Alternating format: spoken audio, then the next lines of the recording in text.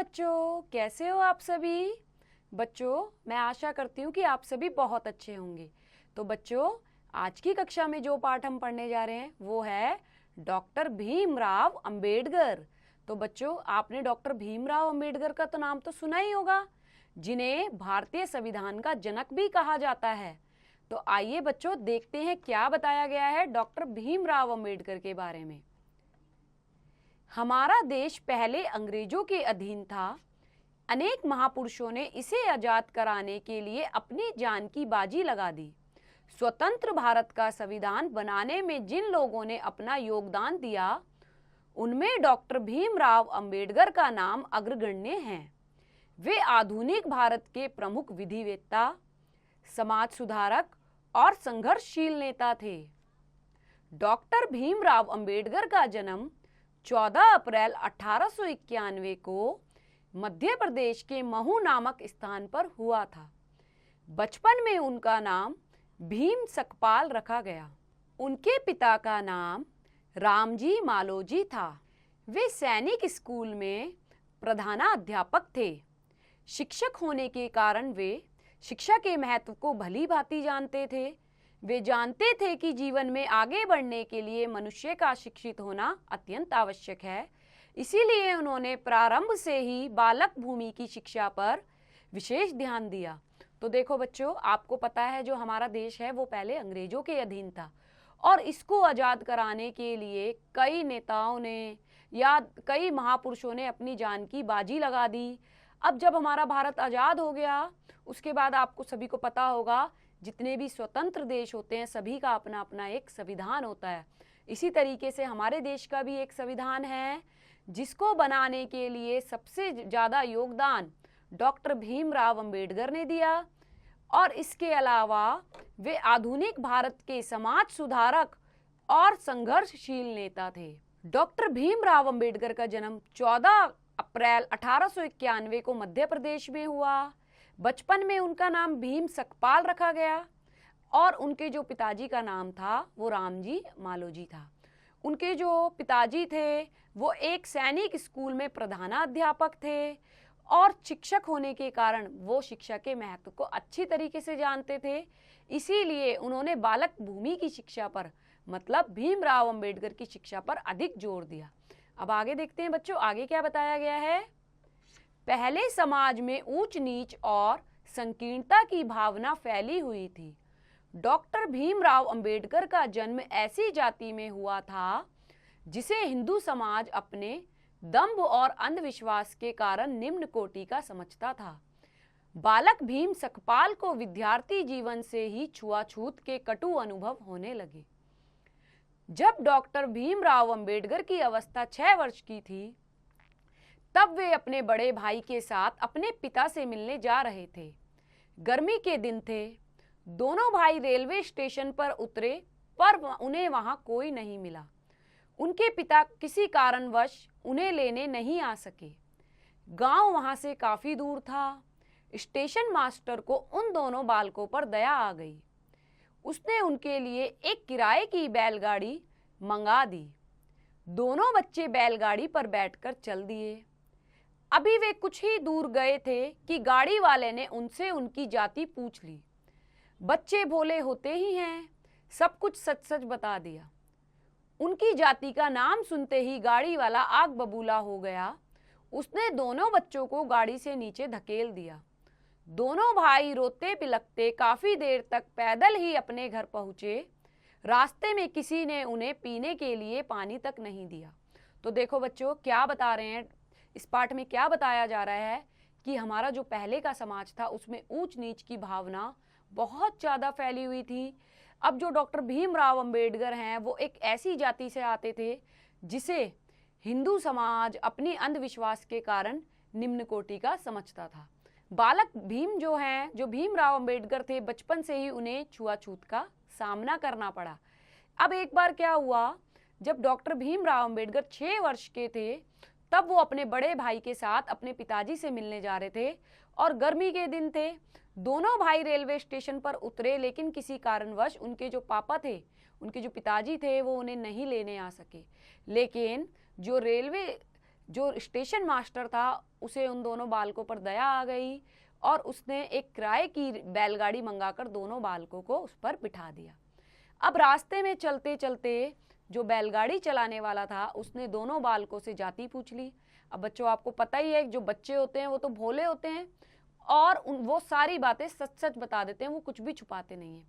तो इसी तरीके से बालक भीम ने और उसके भाई ने बैलगाड़ी वाले को सच सच अपनी जाति बता दी। अब जाति सुनकर वो आग बबूला हो गया। आग बबूला होना मतलब गुस्सा हो जाना। जो बैलगाड़ी वाला था वो गुस्सा हो गया और उसने दोनों बालकों को बैलगाड़ी से नीचे धकेल दिया और दोनों बच्चे रोते रोते घर पहुंचे। रास्ते में किसी ने उन्हें पानी तक नहीं दिया। अब बच्चों आगे देखते हैं आगे क्या हुआ। डॉक्टर भीमराव अंबेडकर को विद्यालय में भी कई बार अपमान का सामना करना पड़ा। अध्यापक उन्हें संस्कृत पढ़ाने के लिए तैयार नहीं थे। मेधावी छात्र होते हुए भी उन्हें सब कुछ सहन करना पड़ता था, पर इससे वे हतोत्साहित नहीं हुए। इससे वे मानसिक रूप से मजबूत बने। उन्होंने अपने मन में यह निश्चय कर लिया कि वे समय आने पर छुआछूत के कलंक को मिटाने के लिए संघर्ष करेंगे। देखिए बच्चों, उस समय समाज में छुआछूत नाम की जो बीमारी है वो फैली हुई थी और भीमराव अंबेडकर को भी इसका सामना करना पड़ा। लेकिन बच्चों यहाँ पर बताया गया है कि इतना अपमान सहने के बावजूद भी वो कभी भी जीवन में निराश नहीं हुए और उन्होंने अपने आप को मानसिक रूप से मजबूत बनाया और यह निश्चय किया कि आगे आने वाले समय में वो छुआछूत के कलंक को समाज से मिटाकर रहेंगे। डॉक्टर भीमराव अंबेडकर का बचपन बड़े अभावों से गुजरा। पिता की नौकरी समाप्त हो गई तो परिवार को आर्थिक संकट का सामना करना पड़ा। एक छोटे से कमरे में पूरा परिवार रहता था। भीम के पढ़ने के लिए कोई स्थान नहीं था, पर जहां चाहा वहां रहा। भीम ने शीघ्र ही इस समस्या का हल भी निकाल लिया। वह जल्दी सो जाता था और रात को 2 बजे उठकर, जब सारा परिवार गहरी नींद में सोया रहता था, कमरे के एक कोने में बैठकर चुपचाप पढ़ता रहता था। पिताजी ने अपनी सामर्थ्य से बढ़कर पुत्र को सहयोग दिया। उसे पढ़ाने के लिए उन्होंने अपने घर का सामान तक बेच दिया। उन्हीं दिनों विद्यालय के प्रधानाध्यापक ने भीम के उपनाम सकपाल को बदलकर अंबावदे गांव के नाम पर अंबेडकर कर दिया। तो देखो बच्चों, जो डॉक्टर भीमराव अंबेडकर थे उनका बचपन बहुत अभावों से गुजरा। कुछ टाइम बाद पिता की नौकरी समाप्त हो गई तो घर को आर्थिक संकट का सामना करना पड़ा और एक छोटे से कमरे में पूरा परिवार रहता था। भीम के पढ़ने के लिए कोई स्थान नहीं था, लेकिन जहाँ चाहा वहाँ रहा। तो बच्चों, भीम ने इस समस्या का हल भी निकाल लिया। क्या करते थे भीम?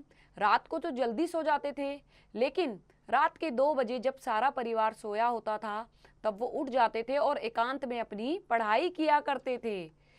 और जो पिता थे उन्होंने भी अपने सामर्थ्य से बढ़कर बच्चे की शिक्षा में सहयोग दिया और कुछ समय बाद उनके विद्यालय के जो प्रधानाध्यापक थे उन्होंने उनके नाम के पीछे जो सकपाल लगता था उसे बदलकर अंबेडकर कर दिया।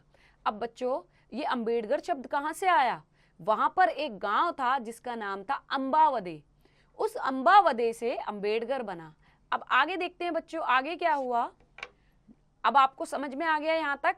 अब उनका नाम भीम सकपाल से भीमराव अंबेडकर हो चुका है। डॉक्टर भीमराव अंबेडकर ने सामाजिक विरोधों व आर्थिक संकटों का सामना करते हुए किसी तरह बीए की परीक्षा पास कर ली। अब आगे पढ़ने के साधन उनके पास नहीं थे। सौभाग्यवश उन्हीं दिनों बड़ौदा रियासत की ओर से कुछ योग्य छात्रों को विदेश जाकर अध्ययन करने के लिए छात्रवृत्ति देने की घोषणा हुई, पर यह शर्त थी कि लौटने पर 10 वर्षों तक रियासत की सेवा करनी होगी। अंबेडकर ने इस अवसर का लाभ उठाया। वे उच्च अध्ययन के लिए विदेश चले गए। उन्होंने अमेरिका और इंग्लैंड में रहकर अर्थशास्त्र, राजनीति शास्त्र और कानून का अध्ययन किया। डॉक्टर भीमराव अंबेडकर भारत लौटने पर बड़ौदा रियासत गए। वहां के महाराजा ने उन्हें अपने सैनिक सचिव के पद पर नियुक्त किया। महाराजा ने आज्ञा दी थी कि स्टेशन पर उतरते ही उनका स्वागत किया जाए। पर स्वागत तो क्या होता, स्टेशन पर कोई कर्मचारी उन्हें रास्ता बताने तक नहीं पहुंचा, किसी होटल तक में ठहरने की जगह नहीं मिली। अंत में उन्हें एक पारसी सराय में शरण मिली, पर बाद में उन्हें वहां से भी निकाल दिया गया। तो देखो बच्चों, आर्थिक संकटों से जूझते हुए जैसे तैसे उन्होंने बीए की परीक्षा पास की और अब आगे पढ़ने के लिए उनके पास कोई साधन नहीं था। लेकिन सौभाग्यवश उस टाइम पे बड़ौदा रियासत की ओर से कुछ योग्य छात्राओं को छात्रवृत्ति देने की घोषणा हुई, लेकिन उसकी शर्त ये थी कि वहां से लौटने पर, विदेश से लौटने पर 10 वर्षों तक बड़ौदा रियासत की सेवा करनी होगी। तो अब जो भीमराव अंबेडकर थे उन्होंने इस लाभ का फायदा उठाया और वे अध्ययन के लिए विदेश चले गए। वहां पर उन्होंने इंग्लैंड और अमेरिका में रहकर उन्होंने अर्थशास्त्र, राजनीति शास्त्र और कानून का अध्ययन किया। लेकिन जब वो भारत लौटे तो कुछ टाइम तक उन्होंने बड़ौदा रियासत में काम किया। अब बड़ौदा रियासत के जो महाराज थे उन्होंने उनके स्टेशन पर उतरते ही स्वागत के लिए लोगों को बोला, लेकिन स्वागत तो क्या होता, किसी ने उन्हें रास्ता तक नहीं बताया और यहाँ तक कि उनके ठहरने की भी कोई व्यवस्था नहीं थी। अंत में वो एक पारसी सराय में गए, लेकिन कुछ टाइम बाद उन्हें वहां से भी निकाल दिया गया। तो बच्चों, ऐसा उनके साथ क्यों हो रहा था? ऐसा उनके साथ उनकी जाति के कारण हो रहा था। सैनिक सचिव के पद पर कार्य करते हुए उन्हें बड़े कड़वे अनुभव हुए। उनके अपने कार्यालय में लोग उनके साथ अछूत व्यवहार करते थे। विवश होकर उन्हें वह पद छोड़ना पड़ा। वे मुंबई आ गए और विद्यालय में पढ़ाने लगे, पर छुआछूत ने वहां भी उनका पीछा नहीं छोड़ा। अंत में उन्होंने आजीविका के लिए वकालत का पेशा अपना लिया। अब वे दलित वर्ग के लोगों को छुआछूत के विरुद्ध संगठित करने में जुट गए।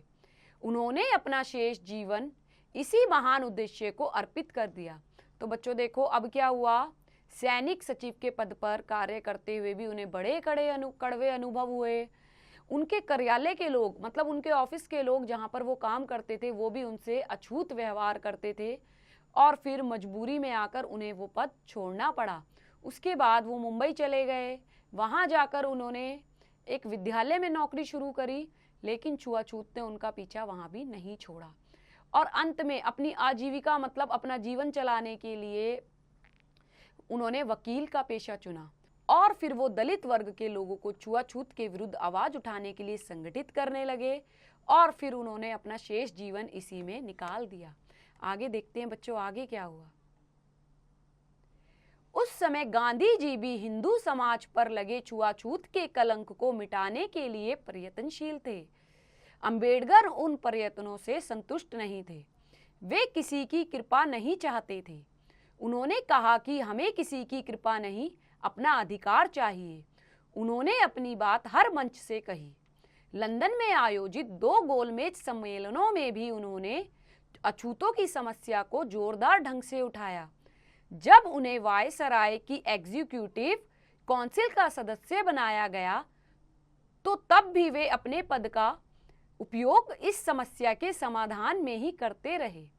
बाद में उनके प्रयत्नों का अच्छा परिणाम निकला।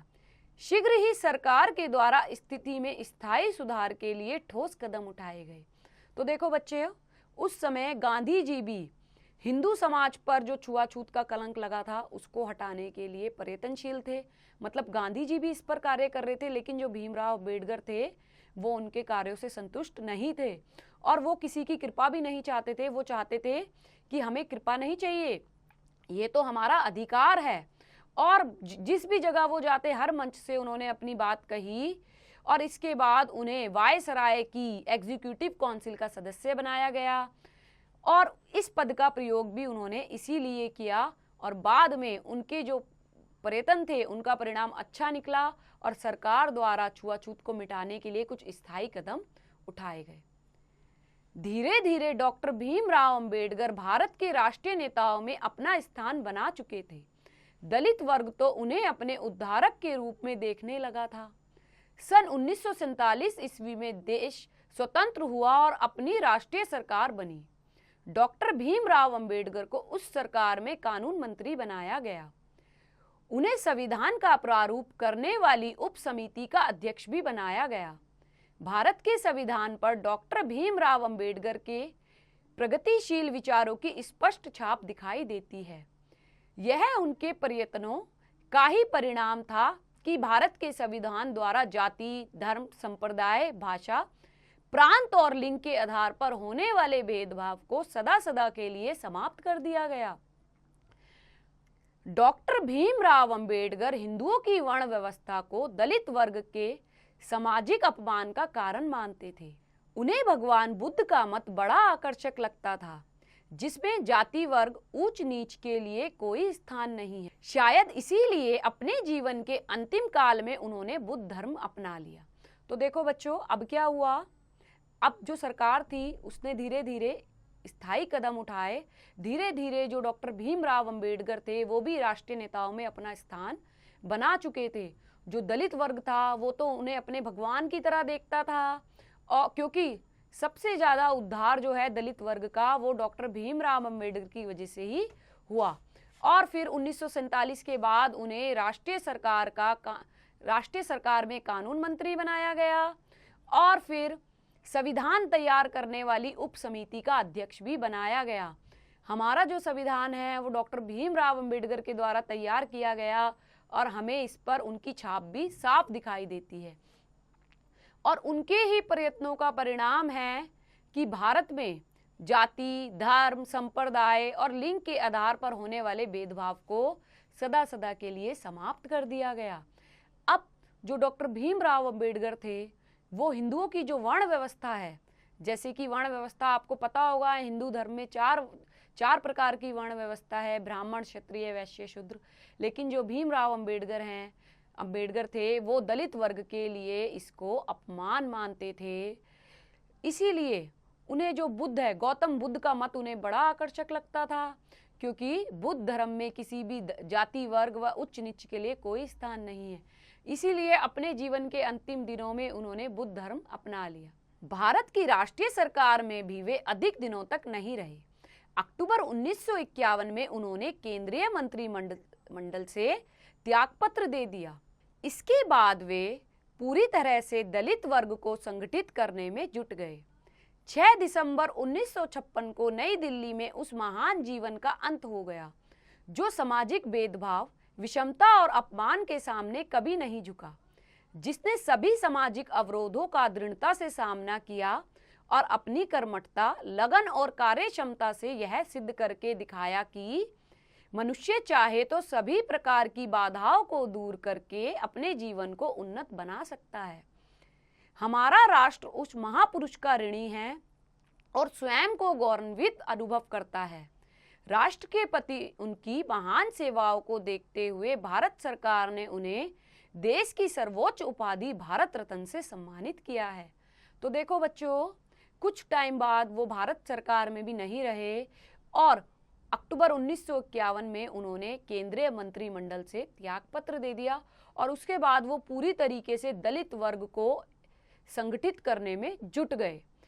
6 दिसंबर 1956 को नई दिल्ली में उनके जीवन का अंत हो गया और वो एक ऐसे नेता थे जो कभी भी सामाजिक भेदभाव, विषमताओं के आगे कभी नहीं झुके और उनका मानना था कि अगर इंसान चाहे तो अपनी लगन और कार्य क्षमता से यह सिद्ध कर सकता है कि उसके सामने कोई भी बाधा बड़ी नहीं है और हमारा जो राष्ट्र है वो उस महापुरुष का ऋणी रहेगा। ऋणी मतलब कर्जदार, जिसने हमारे संविधान का निर्माण किया और भारत सरकार ने उन्हें देश के सर्वोच्च उपाधि वाले पुरस्कार से सम्मानित भी कर रखा है, जिसका नाम है भारत रत्न।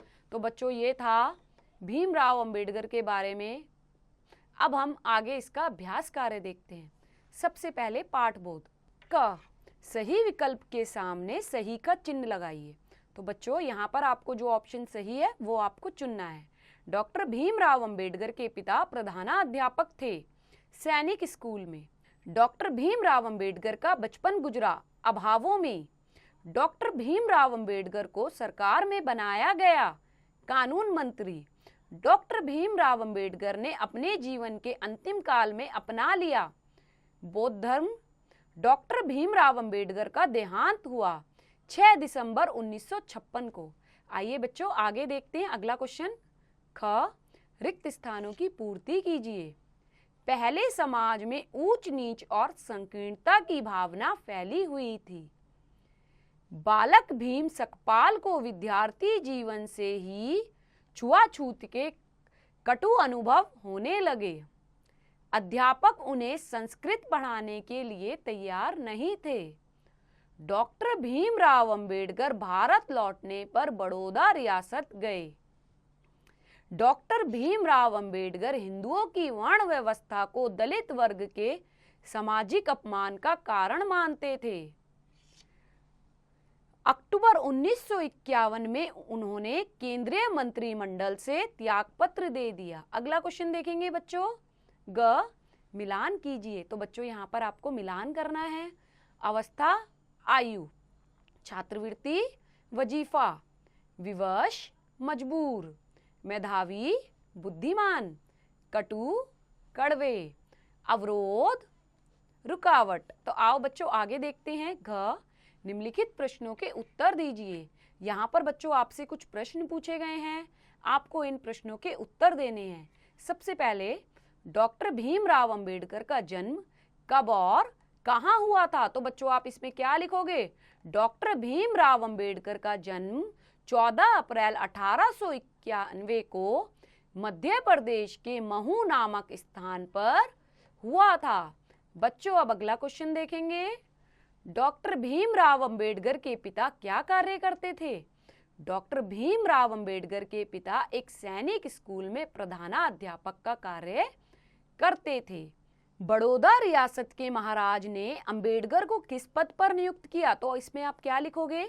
बड़ौदा रियासत के महाराज ने अंबेडकर को अपने सैनिक सचिव के पद पर नियुक्त किया। डॉक्टर भीमराव अंबेडकर को राष्ट्रीय सरकार में कौन सा पद दिया गया? डॉक्टर भीमराव अंबेडकर को राष्ट्रीय सरकार में कानून मंत्री का पद दिया गया। भारत सरकार ने डॉक्टर भीमराव अंबेडकर को कौन सी सर्वोच्च उपाधि से सम्मानित किया है? तो आप इसमें क्या लिखोगे? भारत सरकार ने डॉक्टर भीमराव अंबेडकर को भारत रत्न की उपाधि से सम्मानित किया है। आओ बच्चों आगे देखते हैं। अगला क्वेश्चन क्या है? भाषा बोध। भाषा बोध में देखेंगे बच्चों, पढ़िए तथा समझिए। किसी काम को करने या होने का बोध कराने वाले शब्द क्रिया कहलाते हैं। जैसे मोहन हंस रहा है, यहाँ हंस रहा है क्रिया है। तो बच्चों यहाँ पर आपको क्रिया के बारे में बताया गया है और अगला क्वेश्चन उसी से संबंधित है। निम्नलिखित वाक्यों में से क्रिया छांटिए। आपको इन वाक्यों में से क्रिया छांटनी है। सबसे पहले, अपूर्व पत्र लिख रहा है, तो पत्र लिख रहा है। रिया नाच रही है, नाच रही है। ध्रुव गाना गा रहा है, गा रहा है। घोड़ा दौड़ रहा है, तो इसमें हो जाएगा दौड़ रहा है। बिल्ली दूध पी रही है, पी रही है। इसके बाद बच्चों अगला क्वेश्चन है, वाक्य प्रयोग कीजिए। यहाँ पर आपको कुछ शब्द दिए गए हैं, इन शब्दों से आपको वाक्य प्रयोग करने हैं। जैसे कि सबसे पहले अध्ययन, तो इसमें क्या लिखेंगे? हमें प्रतिदिन अध्ययन करना चाहिए। मेधावी, अंबेडकर बचपन से ही मेधावी छात्र रहे हैं। बचपन, उनका बचपन अभावों में बीता। महान, वो हमारे देश के महान नेता थे। परिणाम, उनकी मेहनत का उन्हें अच्छा परिणाम मिला। तो बच्चों इसमें आप अपनी इच्छा के अनुसार भी वाक्य बना सकते हो, जो वाक्य आपको अच्छे लगे। क्रियाकलाप, तो बच्चों यहाँ पर आपको एक एक्टिविटी दी गई है। क्या है वो एक्टिविटी? आइए देखते हैं। डॉक्टर भीमराव अंबेडकर का एक चित्र अपनी उत्तर पुस्तिका में चिपकाइए। तो बच्चों इसमें आपको क्या करना है? आपको डॉक्टर भीमराव अंबेडकर की जो फोटो है वो आपको अपनी नोटबुक में पेस्ट करनी है। तो बच्चों ये अध्याय यहीं समाप्त होता है। मैं आशा करती हूँ कि आपको ये पाठ अच्छे से समझ आया होगा। अब आप इसकी प्रैक्टिस खुद से कीजिए।